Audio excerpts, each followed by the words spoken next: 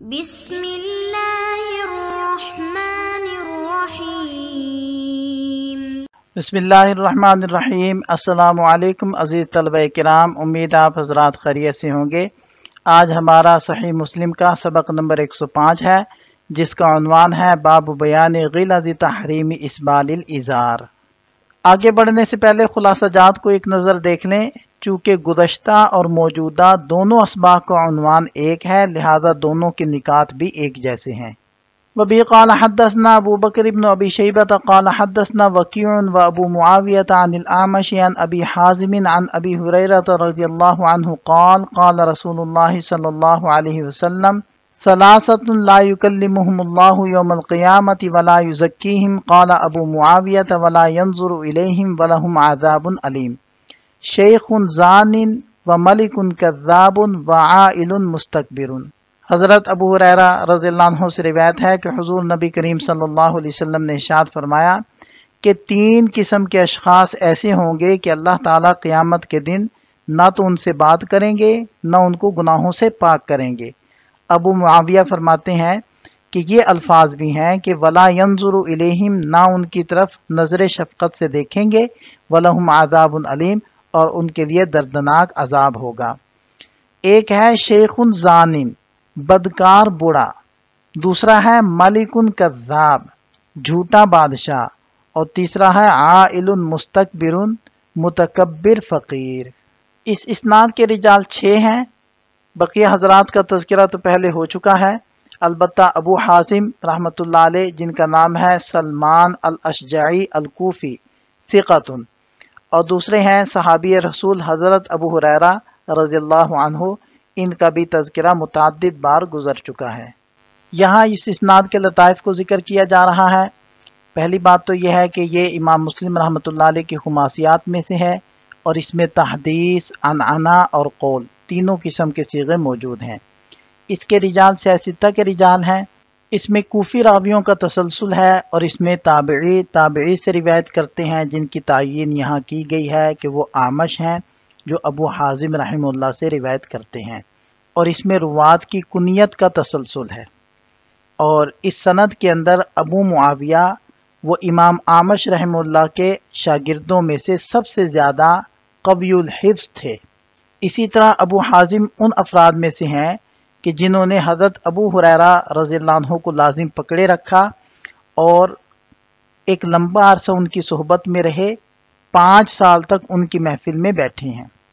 اور حضرت ابو ہریرہ رضی اللہ عنہ، ان کے تو کیا ہی کہنے، اپنے زمانے میں حدیث کو روایت کرنے میں ان کا ثانی کوئی نہیں تھا، اور مکثرین 7 میں سے سب سے زیادہ احادیث ان کو یاد تھیں۔ 5374 احادیث ان سے روایت کی گئی ہیں۔ یہاں سے اس حدیث کی شرح کو ذکر کیا جا رہا ہے۔ یہ جو روایت کے اندر الفاظ ہیں کہ لا یکلمہم اللہ، تو اس کے بارے میں فرمایا کہ یا تو اس کا مطلب ہے کہ بالکل اللہ تعالیٰ ان سے بات نہیں کریں گے، یا پھر ایسی بات نہیں کریں گے جو ان کو خوش کر دے، کیونکہ یہ بات تو ثابت ہے کہ اللہ تعالیٰ اہل النار سے بات کریں گے، جیسے کہ یہ الفاظ قرآن کریم میں مذکور ہیں کہ اللہ تعالیٰ ارشاد فرمائیں گے اخسؤوا فیہا ولا تکلمون۔ تو اگر کفار سے بات اللہ تعالیٰ فرمائیں گے تو یہ کبیرہ گناہ کرنے والے کفار سے تو زیادہ برے نہیں ہیں۔ اسی طرح ولا یزکیہم کا مطلب ہے کہ ان کو ان کے گناہوں کی میل کچیل سے پاک نہیں فرمائیں گے۔ اور ابو معاویہ نے یہ الفاظ بھی ذکر کیے ہیں ولا ینظر الیہم، جبکہ پہلی روایت کے اندر یہ الفاظ نہیں ہیں۔ اور ان کے لیے دردناک عذاب ہوگا۔ علیم کی تشریح کی گئی مؤلم، یعنی درد دینے والا، ایذا دینے والا عذاب ہوگا۔ اور اس روایت کے اندر الفاظ ہیں ملک کذاب، جبکہ نسائی کے اندر الفاظ ہیں الامام الکذاب۔ اور اسی طرح ایک روایت میں ہے الامام الجائر، ظالم امام۔ عائل یعنی فقیر، اور مستکبر یعنی متکبر۔ امام قرطبی رحمہ اللہ نے المفہم میں بیان کیا ہے کہ ان تینوں گناہوں یعنی زنا، جھوٹ اور تکبر پر سخت سزا کی وجہ یہ ہے کہ ان گناہوں پر عمل کرنے والے افراد اپنی ضد اور سرکشی کی بنیاد پر ان گناہوں کو اپناتے ہیں، نہ کہ کسی مجبوری یا ضروری سبب کی وجہ سے۔ بزرگ شخص کے لیے زنا کا گناہ قابل معافی نہیں، کیونکہ اس کو نکاح کی خواہش یا ضرورت کم ہوتی ہے، اور اس کی عقل کامل ہو چکی ہے، موت قریب ہے اور عمر کا بڑا حصہ گزر چکا ہے، اب باقی کیا رہ گیا ہے؟ اسی طرح بادشاہ جو جھوٹ بولتا ہے، اس کو بھی گناہ بولنے کی کوئی ضرورت اور مجبوری نہیں ہے، کیونکہ اس کی خواہشات سچائی سے پوری ہو سکتی ہیں اور جھوٹ اس کے لیے ظلم کا باعث ہے۔ اور فقیری اور ناداری میں مبتلا تکبر کرنے والا انسان اپنے نفس کی برتری میں اس قدر مبتلا ہے کہ بغیر ظاہری سبب کے اس گناہ میں پڑا ہوا ہے، کیونکہ اس کے پاس مال، طاقت یا منصب کچھ بھی نہیں ہے جو بظاہر اس کے تکبر کی وجہ بن سکے، بلکہ وہ خود اپنی انا پرستی میں اس قدر مبتلا ہے کہ شرعی وعید کی پرواہ بھی نہیں کر رہا، حالانکہ اس کے لیے عاجزی اور نرم مزاجی زیادہ مناسب حال ہے اور اس کے لیے زیادہ بہتر ہے۔ وہ الگ بات ہے کہ عاجزی سب کے لیے بہتر ہے، لیکن ایک فقیر کے لیے اس کی اہمیت اور بھی زیادہ بڑھ جاتی ہے۔ قاضی ایاز رحمہ اللہ نے اس حدیث میں مذکور 3 افراد کو خصوصی وعید دیے جانے کی وجہ بیان کرتے ہوئے فرمایا ہے کہ ان تینوں افراد یعنی بوڑھا زانی، جھوٹا بادشاہ اور فقیر متکبر کا ان گناہوں میں مبتلا ہونا اس لیے زیادہ قابل مذمت ہے کہ ان کے حالات میں ایسی کوئی مجبوری، ضرورت یا عام عادت نہیں پائی جاتی جو ان گناہوں کی طرف مائل کرتی ہو۔ یہ لوگ ایسی حالت میں ان گناہوں کا ارتکاب کرتے ہیں جب ان پر گناہ سے بچنا آسان ہوتا ہے، اس لیے ان کا گناہ گویا ضد، حقارت اور اللہ تعالیٰ کے احکام کو نظر انداز کرنے کے مترادف ہے۔ مثلا ایک بوڑھا شخص جس کی عقل کامل ہو چکی ہے، زندگی کا طویل تجربہ رکھتا ہے، جوانی کی حرارت ٹھنڈی پڑ چکی ہے اور طبعی طور پر شہوت کمزور ہو چکی ہے، تو اس کے لیے زنا کی طرف مائل ہونا انتہائی قبیح ہے، کیونکہ ایسی خواہشات تو جوانی اور ناتجربہ کاری کے دور میں غالب ہوتی ہے، نہ کہ بڑھاپے میں۔ اس سے معلوم ہوتا ہے کہ یہ گناہ بدنیتی، اللہ کے دین سے بے اعتنائی اور شعوری بغاوت کے تحت کیے گئے ہیں، نہ کہ کسی طبعی مجبوری کی وجہ سے۔ اسی طرح حکمران کو اپنی رعایا سے کسی خوف یا ملامت کا اندیشہ نہیں ہوتا، نہ ہی وہ کسی سے عزت یا فائدہ حاصل کرنے کے لیے جھوٹ بولنے پر مجبور ہوتا ہے، کیونکہ اس کے پاس اقتدار ہے اور وہ جھوٹ سے بے نیاز ہوتا ہے۔ اگر پھر بھی جھوٹ بولے تو یہ صرف اللہ کے احکام کی صریح خلاف ورزی اور دین کے ساتھ استہزاء ہے۔ اسی طرح ایک فقیر جس کے پاس دنیاوی اسباب فخر موجود نہیں، اگر وہ پھر بھی تکبر کرے اور دوسروں کو حقیر سمجھے تو اس کا تکبر محض اندرونی خباثت اور ہٹ دھرمی کی علامت ہے، نہ کہ کسی ظاہری سبب یا برتری کی بنیاد پر۔ گویا ان تینوں کا طرز عمل کسی بیرونی دباؤ یا فطری تقاضے کے تحت نہیں، بلکہ یہ ان کی جانب سے شعوری معصیت، تکبر اور اللہ تعالیٰ کے احکام سے بے خوفی کا نتیجہ ہے۔ یہی وجہ ہے کہ ان کے لیے سخت ترین وعید آئی ہے۔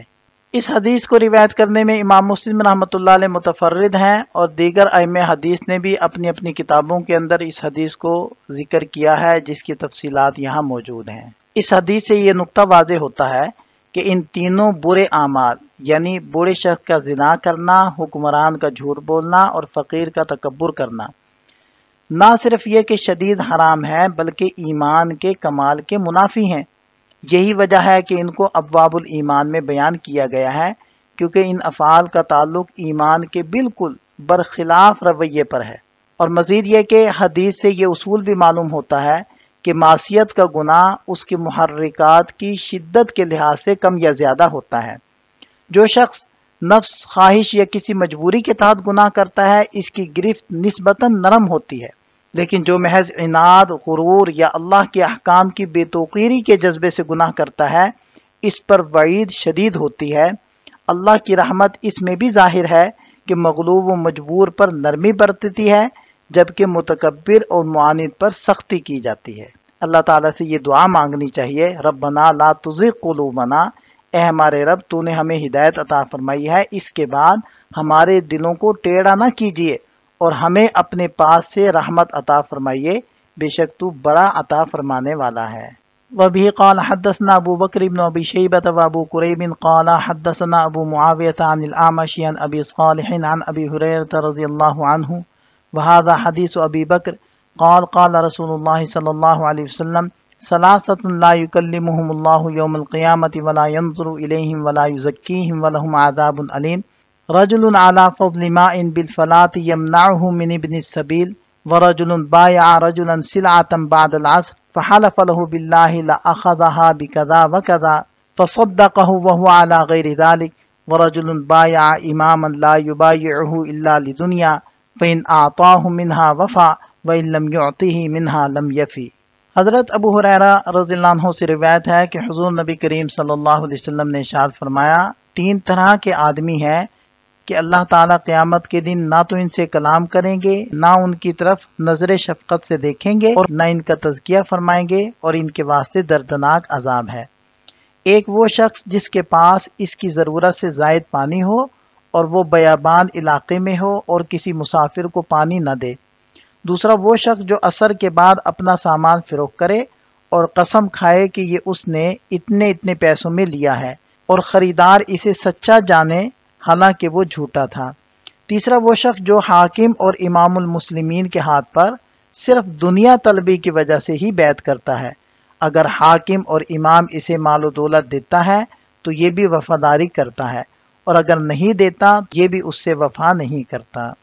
इस इस्नाद के रिजाल 6 हैं। तमाम का तज़किरा पहले हो चुका है सिवाय अबू सालेह रहमहुल्लाह का।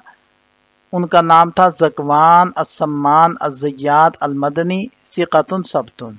यहाँ से इस हदीस की शरह को जिक्र किया जा रहा है। इस रिवायत में भी 3 अशख़ास का तज़किरा है। बकिया इस इबारत के अंदर कुछ रिवायात में अल्फाज का इख्तिलाफ और लुगत को बयान किया गया है। ला युकल्लिमुहुमुल्लाहु यौमल क़ियामा यानी क़यामत के दिन अल्लाह ताला 3 किस्म के लोगों से बात नहीं करेगा, ना उन्हें खुशगवार कलाम से नवाजेगा बल्कि गज़ब और नाराज़गी के साथ उनसे मुखातिब होगा। इसमें जिक्र है कि अल्लाह ताला उन पर नजर करम और रहमत नहीं करेगा और ना उनको गुनाहों से पाक करेगा बल्कि उनके लिए शदीद दर्दनाक अजाब होगा। अला फ़ज़्लि माइन, इसका मतलब है कि जो पानी किसी दूसरे के हक से जायद है इसे रोकना नाजायज़ है। और अल-फलात से मुराद ऐसी ज़मीन है जहाँ पानी नहीं होता यानी वीरान और खुश्क जगह। इस हवाले से इमाम नबवी और अल्लामा फ़यूमी रहमहुल्लाह ने भी इसे इस तरह बयान किया है कि अल-फलात वो जगह है जहाँ पानी की कोई दस्तयाबी नहीं होती। नसाई शरीफ की रिवायत में बितरीक़ भी इस माना में इस्तेमाल हुआ है यानी वो रास्ता जहाँ मुसाफिर गुजर रहे हों। और इब्न सबील का मतलब मुसाफिर है और सबील से मुराद वो रास्ता है जिस पर मुसाफिर चल रहे होते हैं। इसलिए पानी रोकना ख़ास तौर पर मुसाफिर के हक़ में जुल्म समझा जाता है क्योंकि मुसाफिर को सफ़र के दौरान पानी की ज़रूरत होती है और वो प्यास से मर रहा है, सहरा है और किसी जगह पानी मौजूद नहीं और ये आदमी अल्लाह के चलाए हुए इस पानी को बंद कर रहा है। ये निहायत संगदिली है, इसलिए ये गुनाह कबीरा में से है। ये इबारा खरीद और फरोख्त के अमल की वजाहत करती है जिसमें एक शख्स ने दूसरे से किसी माल की कीमत तय की या सौदाबाजी की। लफ्ज़ बा का मतलब है सौदा करना या कीमत पर बातचीत करना और सिला से मुराद वो चीज़ है जिसकी खरीद और फरोख्त होती है। मुख्तलिफ रिवायात में बा और सा वमा इनको एक ही मफ़हूम में इस्तेमाल किया गया है यानी कीमत पर इत्तिफाक करना। इसका मकसद दोनों फरीक़ैन के दरमियान रजामंदी और कीमत का तयन है। बादल असर, नमाज असर के बाद कसम खाना ख़ास तौर पर मज़मूम और गुनाह कबीरा समझा जाता है क्योंकि ये वक्त दिन के आमाल के इख्तिताम का होता है और दिन में कोताही करने वाला इस वक्त तौबा करता है और नेक लोग इस वक्त जिक्र करते हैं। इमाम नबवी रहमतुल्लाह फरमाते हैं कि इस वक्त फरिश्ते जमा होते हैं। अल्लामा ख़त्ताबी रहमतुल्लाह फरमाते हैं कि असर का गुनाह ज़्यादा कभी है, अगरचे झूठी कसम तो हर वक्त बुरी है क्योंकि अल्लाह ताला ने इस वक्त को अजमत बख्शी है क्योंकि इस वक्त फरिश्ते जमा होते हैं और ये दिन के आमाल के इख्तिताम का वक्त है। तो इस वक्त के गुनाह की सज़ा सख्त है ताकि लोग इस वक्त गुनाह पर जुर्रत न करें क्योंकि जो शख्स इस वक्त झूठी कसम पर जुर्रत करेगा वो दीगर गुनाहों पर भी जुर्रत करेगा। इसलिए असलाफ जब किसी से कसम लेते तो असर के बाद लेते। इमाम कुर्तुबी रहमतुल्लाह के मुताबिक असर के बाद वक्त की खसूसियत इसकी फजीलत और हुर्मत है जो दूसरे औकात में नहीं पाई जाती।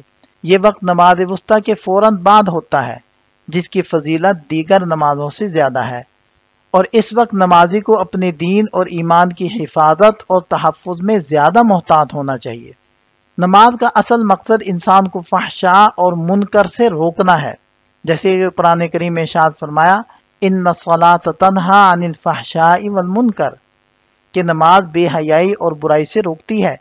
چونکہ نماز وسطیٰ سب سے زیادہ فضیلت والی نماز ہے، اس لیے اس کے بعد بدعنوانی یہ جھوٹا حلف کھانا زیادہ سنگین ہے اور دل کو زیادہ خراب کرنے والا سمجھا جاتا ہے۔ لہذا جو شخص عصر کے بعد جھوٹی قسم کھائے یا دوسروں کا مال کھائے، اس کا گناہ اور بھی زیادہ سخت ہے۔ فحلف لہ یعنی کوئی شخص کسی دوسرے سے سامان خریدتا ہے اور اس کے عوض ایک مخصوص قیمت ادا کرنے کا وعدہ کرتا ہے، لیکن وہ جھوٹ بولتا ہے۔ یہاں فحلف لہ باللہ کا مطلب ہے کہ خریدار نے اللہ کے نام پر قسم کھائی کہ اس نے اتنی قیمت دی ہے، جبکہ حقیقت میں اس نے کم قیمت ادا کی ہے۔ یہ عمل نہایت سنگین گناہ ہے، کیونکہ اس میں جھوٹ بولنا، اللہ کے نام کی قسم کھانا اور دوسروں کا مال ظلم و زیادتی سے لینا شامل ہے۔ اس لیے ایسے شخص کو سخت وعید سنائی گئی ہے۔ فصدقہ یعنی جس کے سامنے قسم کھائی گئی اس نے اسے سچا سمجھ لیا۔ وہو علی غیر ذالک حالانکہ حقیقت اس کے خلاف ہے، بلکہ اس نے اس قیمت سے کم میں خریدا جس قیمت پر یہ قسم کھا رہا ہے۔ یا کوئی شخص کسی امام یا حاکم سے صرف دنیاوی مفاد کے لیے بیعت کرتا ہے، اگر وہ امام اسے وہ دنیاوی چیزیں دے دے تو وہ اپنی بیعت پوری کرتا ہے، یعنی پوری اطاعت بجا لاتا ہے، حالانکہ اس کے ذمے ہر حالت میں اطاعت ضروری تھی۔ اور بخاری شریف میں ہے کہ اگر اسے اپنی پسندیدہ چیز ملے تو اطاعت کرتا ہے ورنہ نہیں کرتا۔ یہ حدیث متفق علیہ ہے، اور دیگر ائمہ حدیث نے بھی اپنی اپنی کتابوں کے اندر اس حدیث کو روایت کیا ہے، جس کی تفصیلات یہاں موجود ہیں۔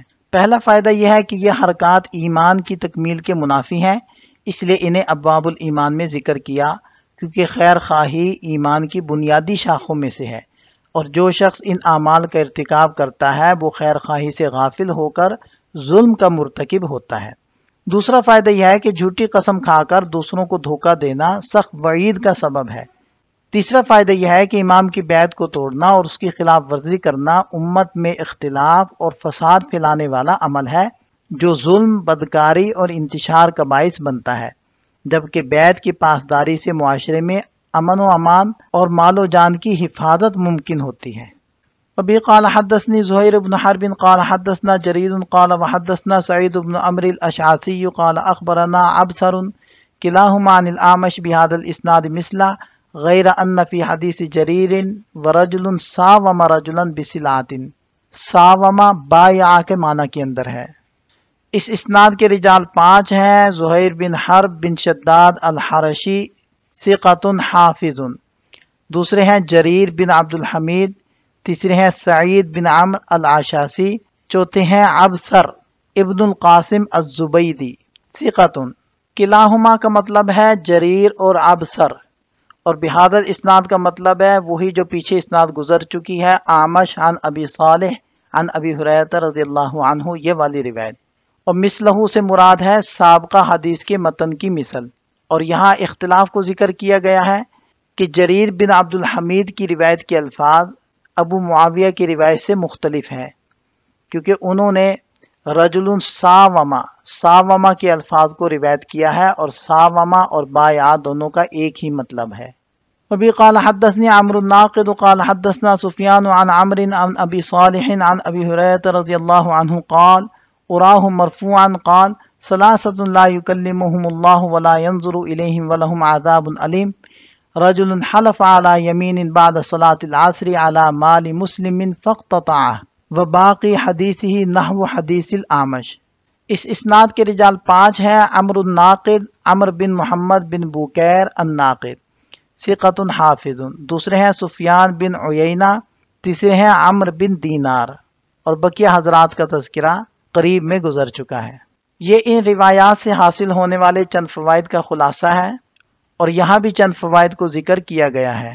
یہاں ہمارا سبق مکمل ہو جاتا ہے۔ ایک نظر خلاصے کو دیکھ لیں۔ یہ سبق سے متعلق چند سوالات ہیں، ان کے جواب تحریر کریں۔ ملتے ہیں نئے سبق کے ساتھ۔ اللہ تعالی ہم سب کا حامی و ناصر ہو۔ دعاؤں میں یاد رکھیے گا۔ السلام علیکم۔